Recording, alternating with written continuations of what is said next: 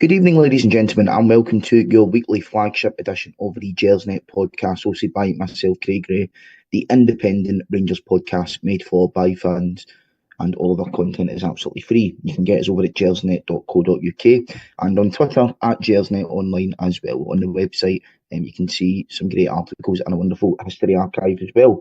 Please do promote us. Subscribe to the channel and share on social media as well. Just before I introduce today's guests, I need to give a shout out to our partners over at Forrest Precision Engineering.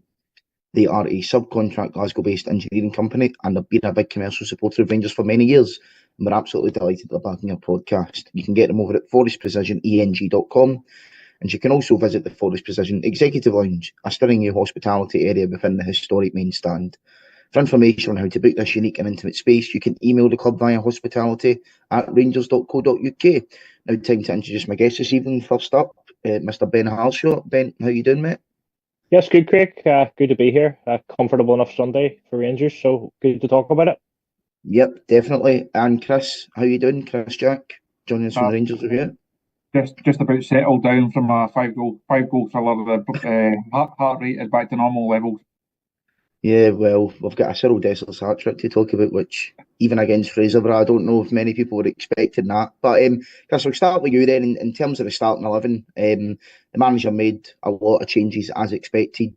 Maybe guys that hadn't been playing quite a lot lately, Connor Barron getting a start, Ross McCausland as well. But I think the big news was the amount of academy players that had started, the likes of Zach Lovelace, etc. Were you surprised by those changes, or were you expecting them to be made for this game? Surprised in a good way that Mason Munn got the nod. I thought Liam Kelly might get another game because Burrows expecting Jack Butland to come back into the team over the next couple of weeks. I thought Kelly might get another game, but it made sense to give Mason Munn his debut in a game like that. So I thought that was good. Slightly disappointed that Bailey Rice didn't start. I know there's probably reasons for that, given Diomande is suspended on Thursday. It keeps him ticking over. Barron also had to start because he's going to be required against Man United. So I could understand why Rice didn't get the start, but I'd like to have seen him get more, get some more minutes. Lovelace, I think, had to start. It made a lot of sense there.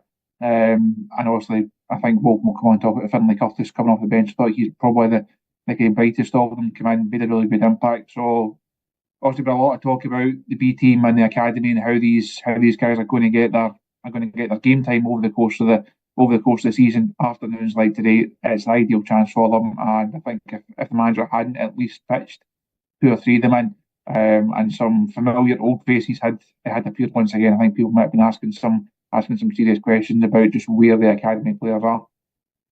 Yeah, Ben, in terms of that then, obviously the two main ones there that started, Munn and Lovelace, how do you think that they actually perform? Because we keep hearing that, we want these guys to come in and start games. I think Mason Munn, obviously one of your own, it's maybe fair enough that he's not getting a start every week because of who he's up against, so that's fair enough. But there's been a lot of clamour for Zach Lovelace to play and to start, and given sort of where Rabbi Matondo is to now. I mean, to be quite honest, I like the look of Lovelace. I think there's something about him, but today I don't think it was amazing. He didn't do anything wrong for me, but when you have these guys coming in, they need to make an impact. I was discussing this with Brian on Friday. It's all well and good saying that we should start all these academy players and B team players, but they need to be good enough.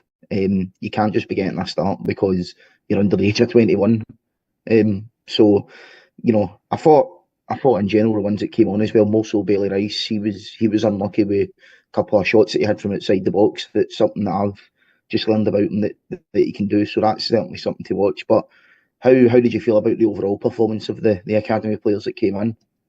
Yeah, I mean, I was very pleased. Obviously I'm biased, but I was pleased for Mason Munn for 2 reasons. Obviously for Rangers, it's good for us to be introducing them to this perfect environment to do so, and obviously from a Northern Ireland perspective, I'm pleased.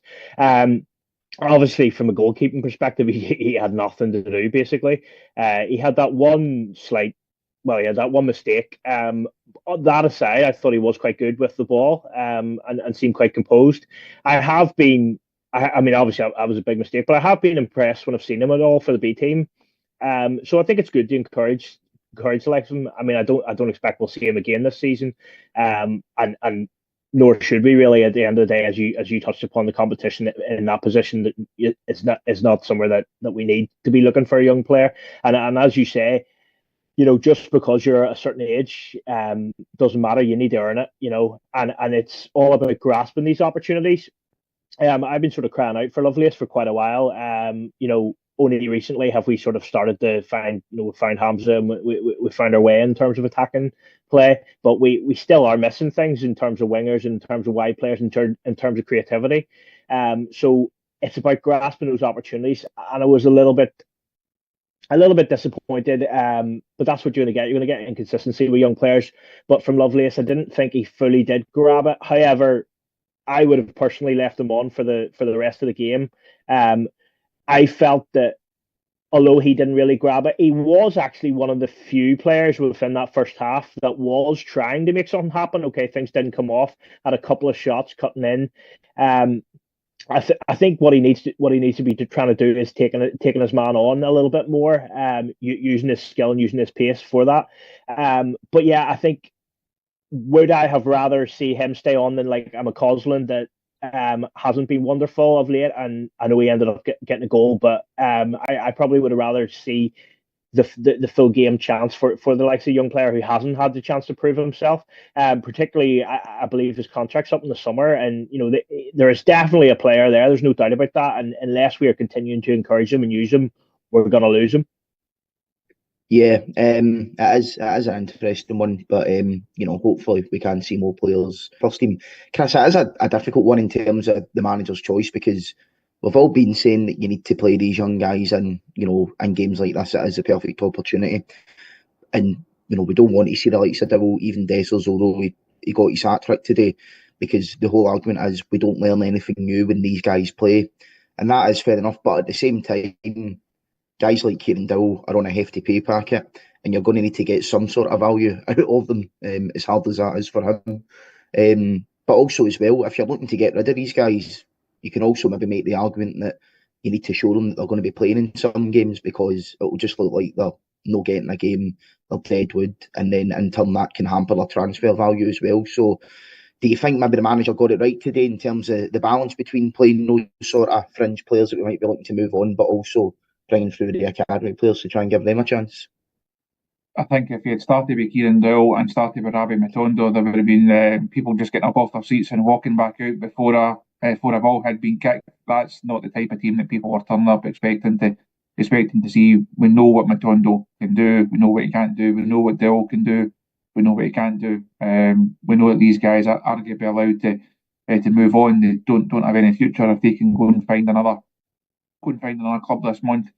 Rangers won't be hard to deal with, and they have to create that pathway, whether it's for Rice in the middle of the pitch, but it's for Lovelace either out wide on that left hand side or through the middle. They have to give an opportunity to these guys. They have to show that there is that. If they stick in, if they do the work, if they are committed in training, if they live their lives the right way, if all those boxes are ticked, and you still can't get a game, where's the incentive? Not just for those players, but for other young players. There's always this talk about pathway at a club like Rangers. It doesn't really exist for a lot of the time, because they always find it blocked. You get so far and you just can't make that final step. I think the fans would much rather see someone like Bailey Rice coming in and making the odd mistake, or Lovelace being given the chance to play and running into his man 4 times out of 5. The 5th time he does it, he might create something. They're willing to allow younger players to make those mistakes. Not all the time, of course, because Ibrox is a very demanding crowd, even for younger players. But they have to clear some of the obstacles out the squad and give players a chance to actually go and prove that they're good enough. As we've seen with Insiala over the last couple of games, he's obviously benefited from the misfortune of others and injuries in certain areas. But if you don't give him a game and you don't look to see if he's good enough, you'll never know if he's good enough. So I'd be surprised if we see Lovelace or Rice or Finlay Curtis starting too many games. But depending on what the draw throws up, if you can get another lower league team at Ibrox in the next round, you might find 1 or 2. I think come the latter stages of the season, also Premiership title is long gone. There's no reason why Rangers can't start using these guys a bit more. We have to find out if they're good enough, and playing the same faces. Yes, you may be paying them a lot of money to contribute. Manager keeps talking about long term. The likes of Curtis and Lovelace and Rice, they could potentially be the long term. Rangers need to know by the end of the season whether these guys are good enough or not. Yeah, no, I agree with you on that one, mate. Ben, in terms of the youth academy, obviously the club announced that they made the decision earlier this week about basically scrapping the B team. Just what's your thoughts on that? Do you think that's a positive move, or do you think it would have been the right thing to keep that?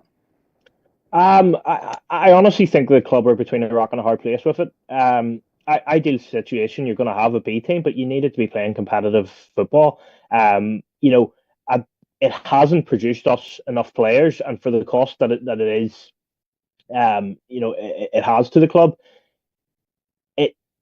We need it to be tested on a more regular basis. We need these players. These players are it's tough. Ideally, you want to have them there. You want to have them training with the first team, and potentially playing in games like this. But you want to also see them playing competitive football outside of that, and that's just not on offer. So it's very hard when the club is all round trying to be more sustainable, and we're trying to cut budgets and things like that.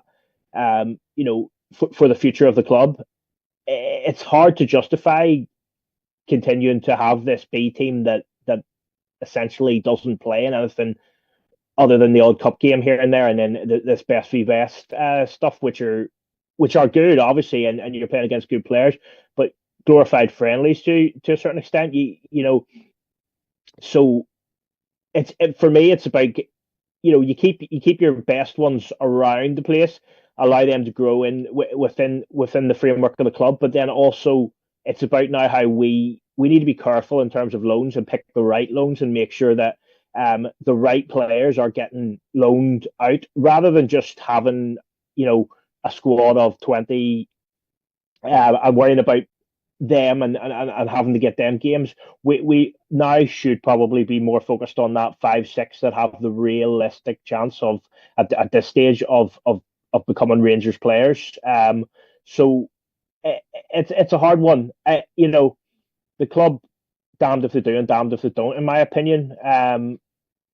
It's difficult, and I don't understand. I mean, I know it's a whole different argument, but I don't understand how the Scottish football system and the other clubs, for that matter, cannot see the benefit of having our B teams playing in a league format. I mean, it's not gonna be the betterment of Rangers and Celtic only. It's gonna produce players for the league, as has been seen. You look at the players. What do you call the centre half that we just had gone to Kilmarnock and stuff? Mayo.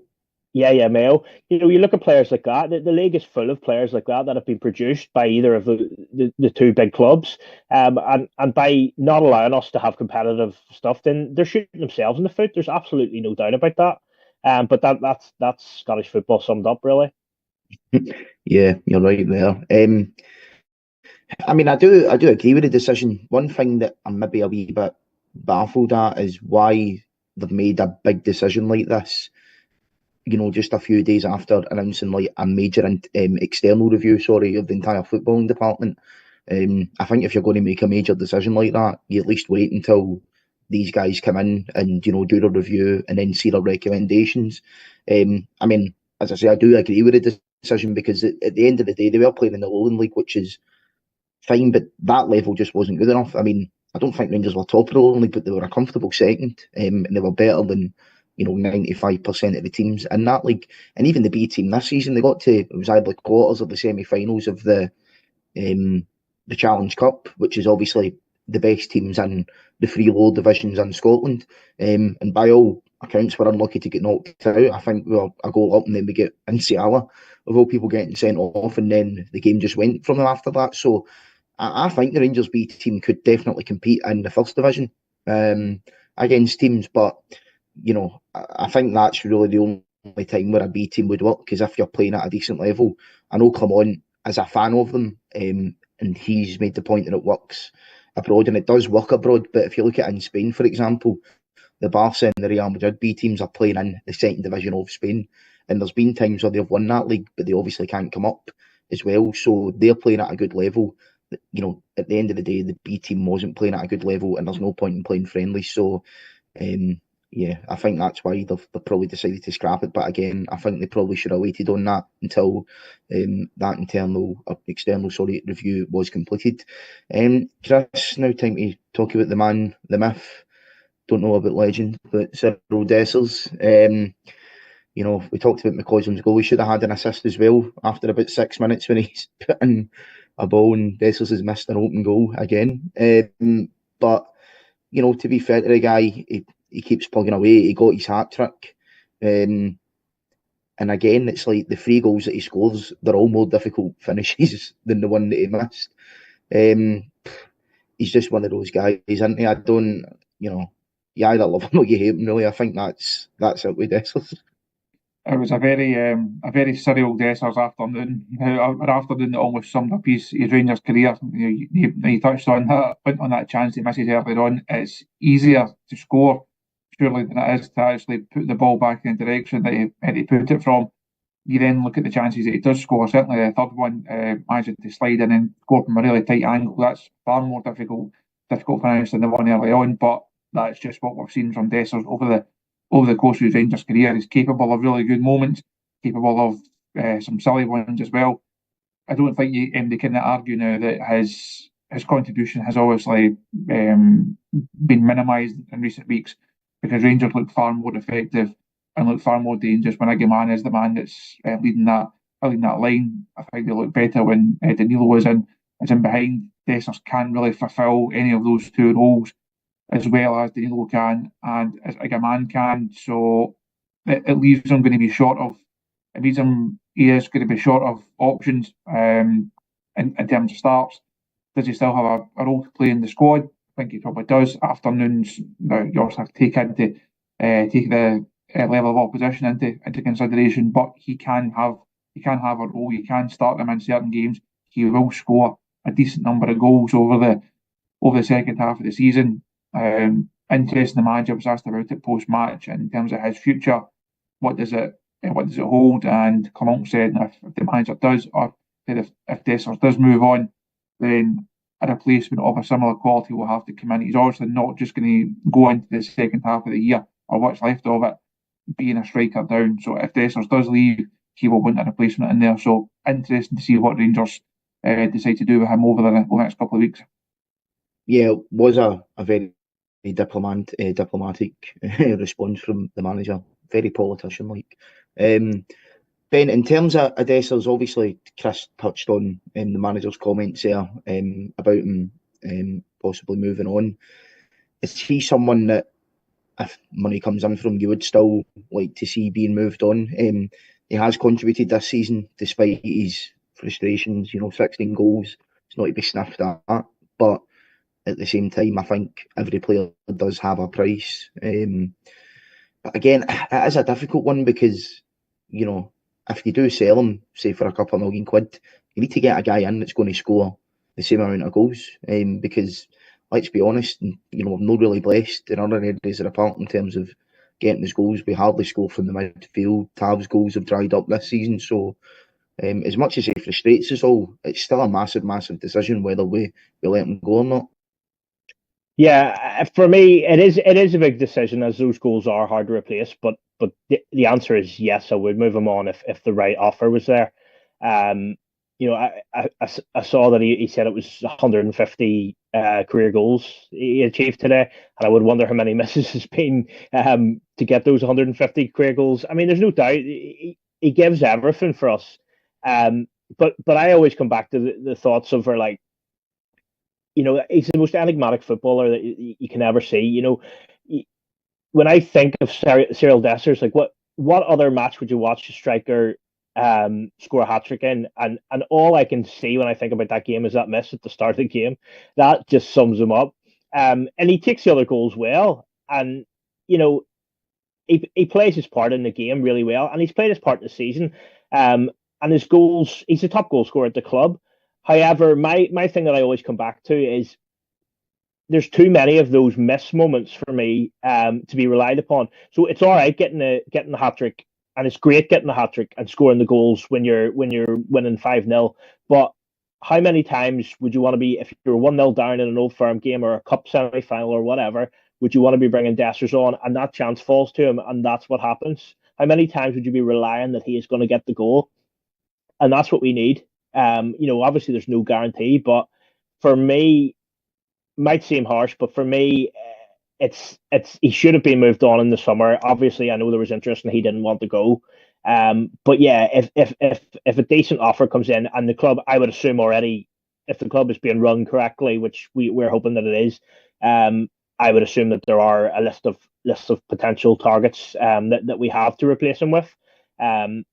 So yeah, no, I think the right decision for the future of the club is to recoup whatever money we can and try and bring in someone else. But I would have my doubts as to whether we'd be able to do that this late in January. I would probably hence would bet to say that he stays and maybe moves on in the summer.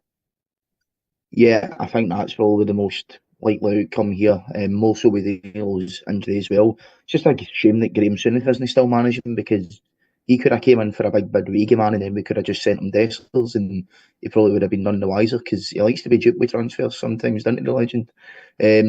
But I think it's a tough decision, as I say, because as much as it frustrates us all, he still contributes to the team. And at the end of the day, you're still going to be selling your top scorer. So we'll need to see what happens, but we should just never let go of Cholak. My God, can you think of the amount of goals that he would have scored, other than Dessers, if he's getting his chances? But we move on. What can you do?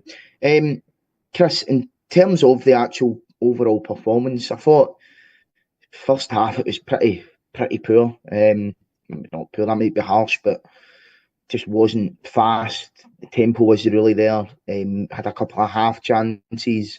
We get the goal, but that's about it really. Second half was a lot better. I have put my notes at why is it we're always starting games slowly, but weirdly, I seen a stat a week or two ago that apparently we've scored the most amount of goals in the first 15 minutes in the Scottish top flight this season. I was like, what? Because, I mean, when you look at it, you wouldn't have expected that. So this whole like stats versus your eyes thing's definitely coming into question with that one. But it's a weird one because we never seem to start games fastly, obviously regardless of what those stats say. The second half was a lot better. Is it maybe a case that we're just waiting for opponents to tire out and then maybe getting them at the end? Which is, I think quite a risky strategy, because the longer, the game's 1-0, there's always a chance that the team can get back into it. As we kind of seen on Wednesday against Aberdeen, we absolutely dominated them. But they had a couple of half chances to equalise, and obviously we got the 2 goals in injury time. So, is it just something that's in Clement's nature and it's him as a manager that he can't do it, or why do you think the reasons that we always seem to start the games, or the first half anyway, seems to be pretty poor?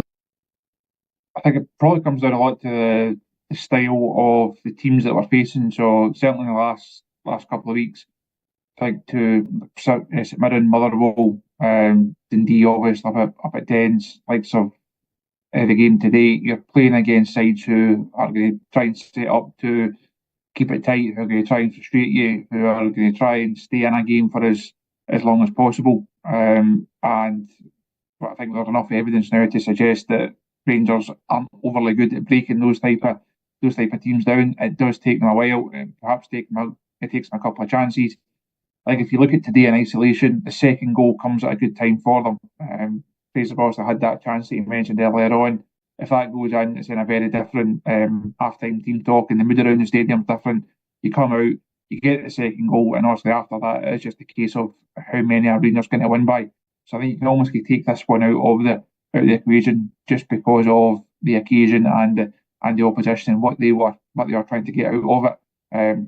So last week, St Johnstone and Aberdeen really played into Rangers' hands with how they approached it. Their approach of trying to play out, trying to build the play from the back, just that's exactly what Rangers want to play against. The way that the team that Rangers don't want to play against is the likes of Dundee or Motherwell or St Mirren, as we've seen in recent weeks, where they have to have the majority of the ball and they say, right, come and break us down. Side's not really set up for that. It's not really that good at that, and that maybe then feeds into the sluggish starts. We're still waiting.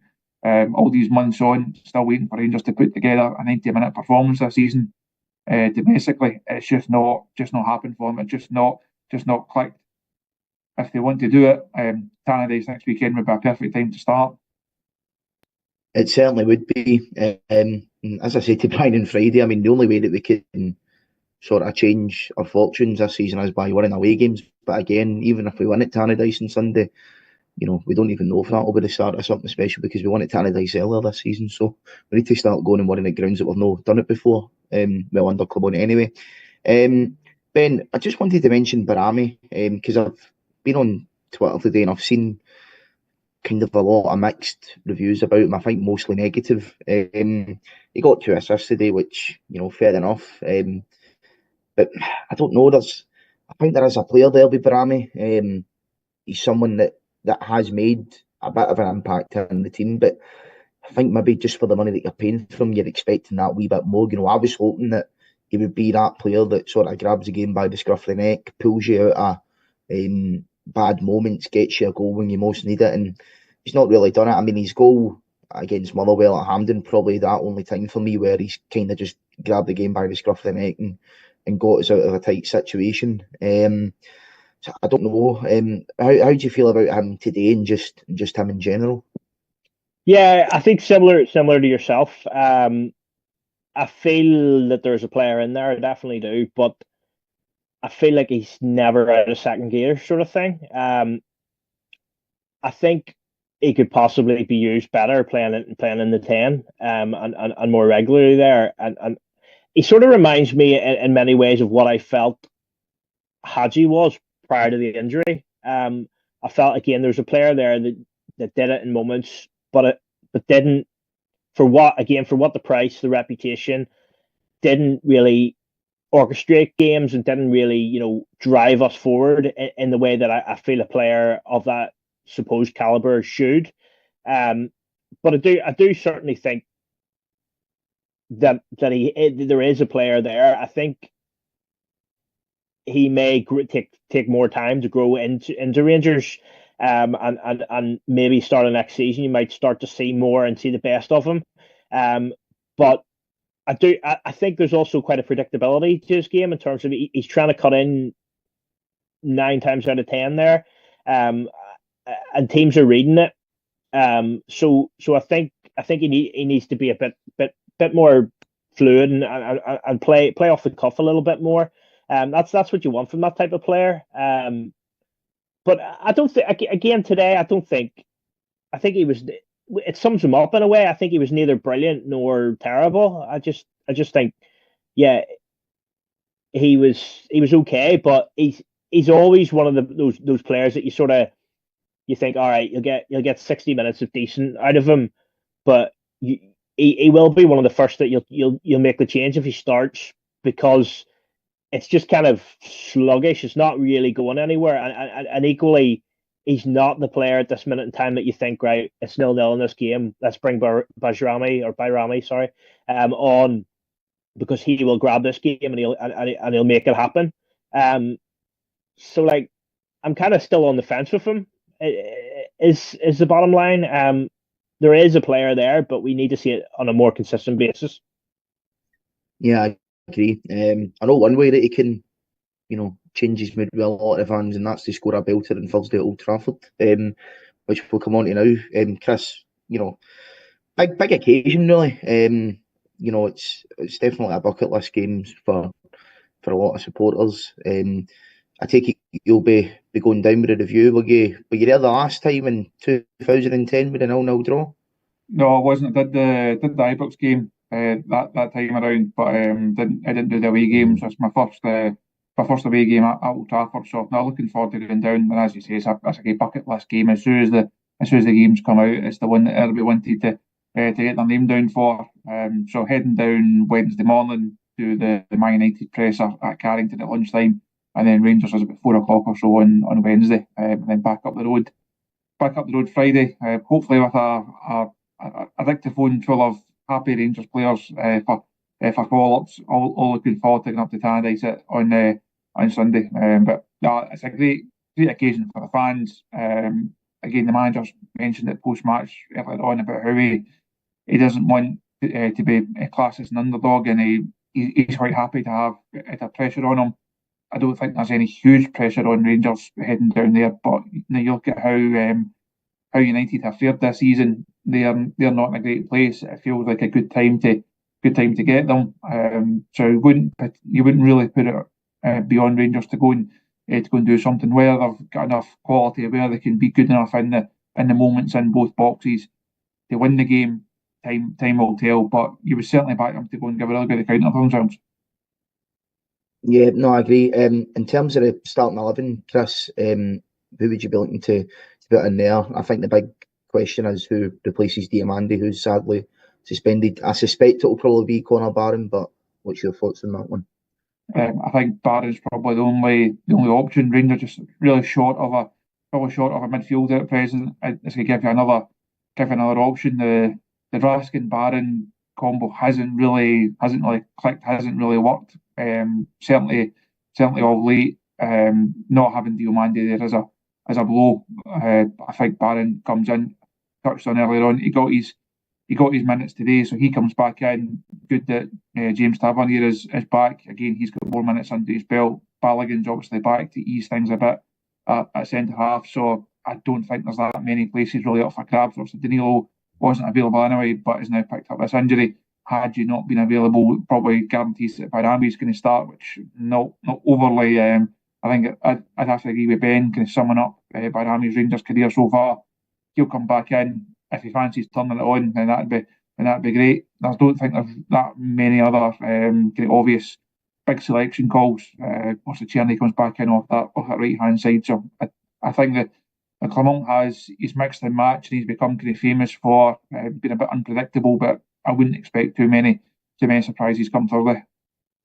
Yeah, I think with Bayrami, as I mentioned him earlier, but one thing that he is good at in these sort of bigger games against better teams is that his press is really good. You can actually see that he does maybe create the opportunity before the chance, if you know what I mean. The pre-assist, as some might say nowadays. But hopefully he can make an impact. He has scored in Europe this season as well, and obviously get his goal against Celtic. So hopefully he can push on Thursday and get us a goal. Ben, so what's your overall feelings about Thursday? You looking forward to it? Do you think we can get something? Yeah, I am looking forward to it. I went into the Tottenham game, and I viewed the Tottenham game and this game both as free hits. Really, we've done well. We've got ourselves in a good position in Europe, and given the fact that we then got something from the Tottenham game, I think this makes this even more of a free hit. Having said that, this is not the Manchester United of 2010. This is not. They're not a good side. They were an ex-Rangers loanee away from losing to the worst team in Premier League history potentially the other night in Southampton at home. So I think they are vulnerable, and I think if we can sort of take the game to them to a certain extent, and if we were to get the first goal in the game, their crowd could potentially, the same way some teams can say that our crowd can get on the players' backs. I think it could happen there also, given the result today and previous results. The teams have gone there in Europe, and there's no fear in going to Manchester United that there used to be. The only thing is that we do have injuries, and we are. I didn't even realize that Diamande was out until I saw your agenda for tonight, and I was like, oh, that is a blow in a game like this. His energy and things. But the team really, really does have to pick itself then. We are quite limited. But I don't think it's outside the realms of possibility that we go there and we get a result and get at least a point. I'd be surprised if we go there and get a victory. However, we start the game well, and their confidence goes down, and their team their fans are on their backs, then you never know. We've done it in Europe already this season when I didn't think we're going to end up having chances. So yeah, the fact that we have the next game is at home against Union Saint-Gilloise, you'd expect us really to be winning that game. It takes the pressure off this one. I know the manager says, he wants the pressure and doesn't want to be seen as underdogs, but we are underdogs in that. There's no doubt about it. But this will be a good experience and a good chance for the players to grow. And I'm more positive about it than I was maybe 2 months ago. Put it that way. Yeah. Yeah, I think Chris made a good point earlier about we need the players to show up in the big moments, because that's ultimately what's let us down in certainly games against Celtic. But in Europe, we seem to be a different animal. Even the Lyon game where they won 4-1, I don't think that was a 4-1 game. We had chances ourselves and we defended the goals a bit better. It could have been different, but I do think Diamande will be a big miss.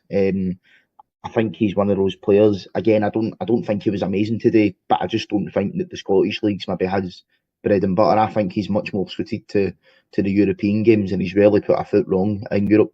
Obviously got a cracker of a goal in France as well. Last one, so he will be a miss, but at the same time, it's an opportunity.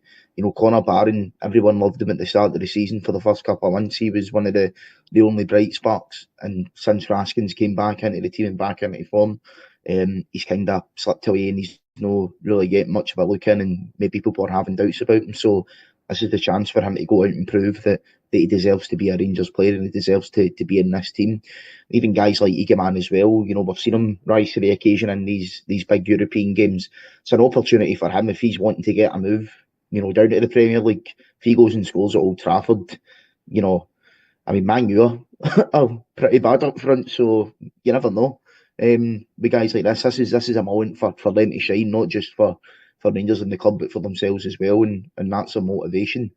Chris, are you confident about a result? Because, as much as we're all saying this isn't the Man United of old, they still have better players than Rangers. Now, it's a Man U fan in my luck, because we'll be having a lot of part of this week about the game anyway, but I've said to him that with this Man U team, I don't think there's any world-class players in it. Even Bruno Fernandes, I think he's a very, very, very good and top quality player, but there's just something about him that doesn't make him world-class, in my opinion anyway. But apart from that, I just don't think that they've got a good enough squad to be even challenging for the top four in England compared to the other teams. So there is that, although, again, at the same time, they are still better than Rangers players. So, it'll be a tough one. It probably sums up this Rangers squad in this Rangers season, that people are probably more confident heading to Old Trafford than they are to Tannadice on Sunday.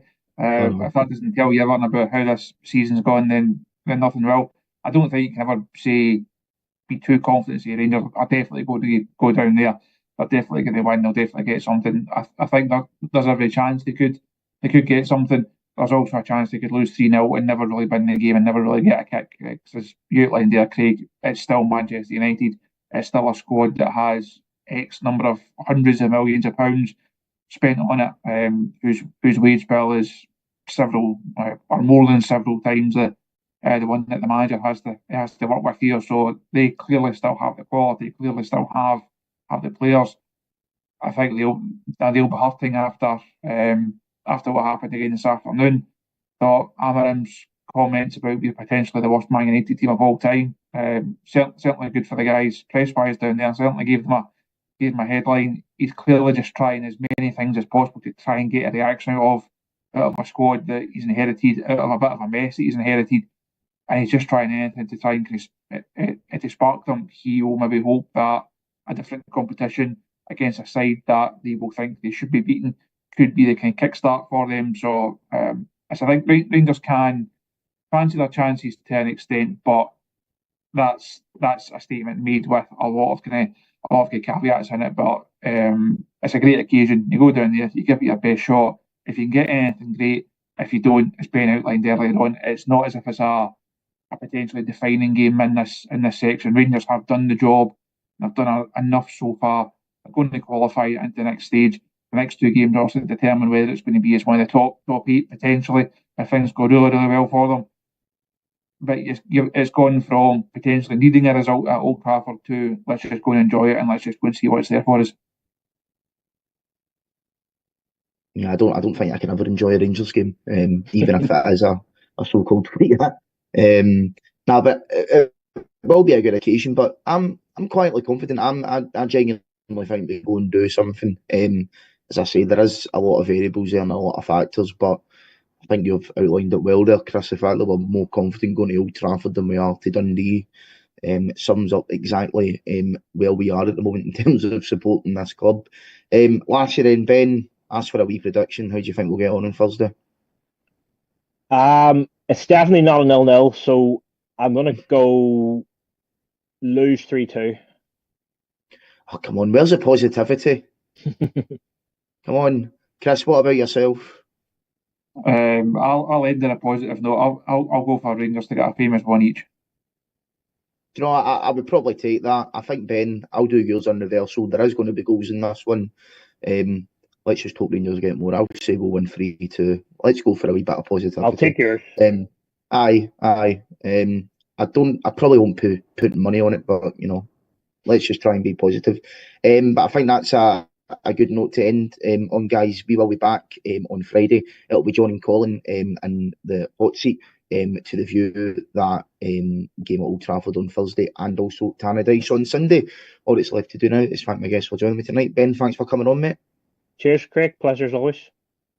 And Chris, thanks for coming on. No problem at all. Catch up with you, son. Not a problem at all, guys. Thanks very much for joining us tonight back at home, and we'll see you soon. Bye-bye.